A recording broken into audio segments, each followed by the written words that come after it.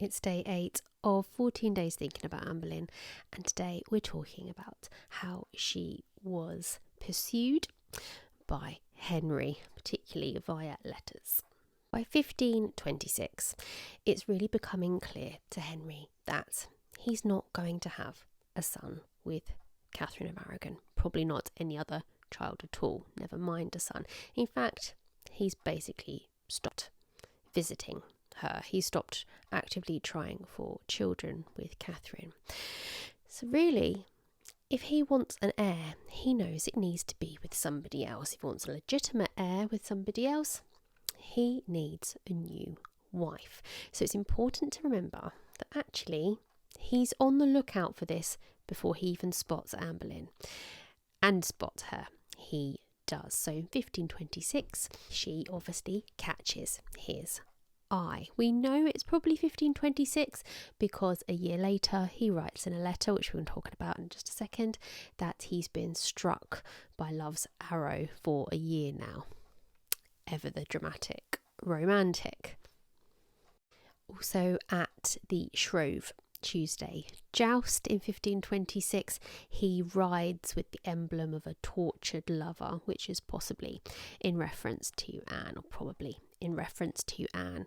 There's a bit of a story that he became interested in her through a game of courtly love and rivalry when he noticed that Thomas Wyatt was interested in her, that he was kind of competing with him for her attention.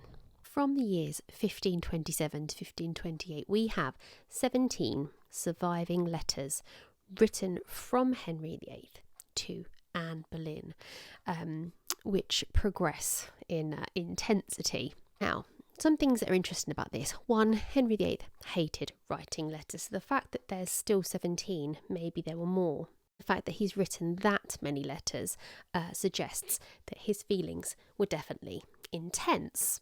Some issues with these letters. Firstly, we don't have any replies from Anne. In some parts we can maybe kind of surmise what she might have been saying. So for example, in the first letter he's telling her off a little bit for not having replied to him or not replying to him quick enough and not giving him the answers that he is looking for. Another issue or point to note with these letters is that they are in the Vatican. Nobody knows why they're in the Vatican. The assumption is that possibly they were ferreted away to be used in the trial on the sort of the side of Catherine of Aragon.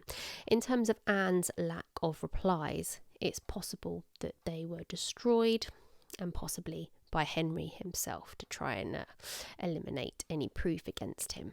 Now, as I say, these first letters were quite demanding of her feelings. He wants her to be his mistress. He wants to know how she feels about him. Later on, they become more intense, more romantic in a way, and in some parts quite steamy. But I'm not going to repeat those bits here because both my mother and mother-in-law follow me on here. What I am going to do is read you a snippet from one that I find quite interesting and quite telling, I think, of Henry and ultimately the maybe validity of his feelings. So in 1528, Anne was ill with a sweating sickness. And Henry just sort of sends her on her merry way because obviously he's very paranoid about health and he doesn't want to catch it from her. But he does write to her. Such a consolation it must have been. What a comfort. And he does send her his own physician. So there is some concern there. And I just want to read you a bit of one of the letters from that period. And he writes, "The illness of my mistress, whom I esteem more than all the world, and whose health I desire as I do my own, so that I would gladly bear half your illness to make you well." And that second part really amuses me because he's saying that he wants her health as much as he wants his own. But normally, if somebody who, as he's saying, is your whole world, someone who you really love, you would say something like, "I wish I could take that illness for you." But no, he only wants to take half of it, which I think is quite a hesitant type of love.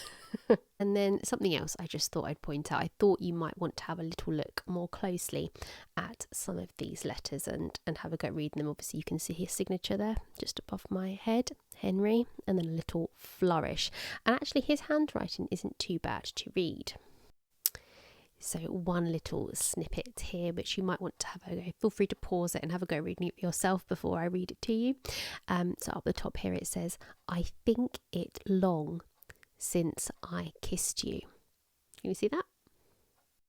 And then in this one, I can't point, but if you look at the very last word of this sentence here, and then the two words here.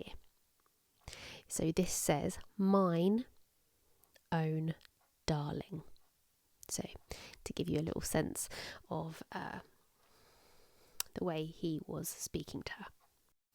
So I'm just going to block most of Henry here because we see enough of him. So what do we have here with Henry pursuing her? So at the start, as we know, she was hesitant to be a mistress. She was hesitant, full stop. And I think when we look at, as I said before, actually her sister and Mary and Betty Blount were treated pretty decently, apart from the fact they had to lark about with Henry in terms of financially being looked after.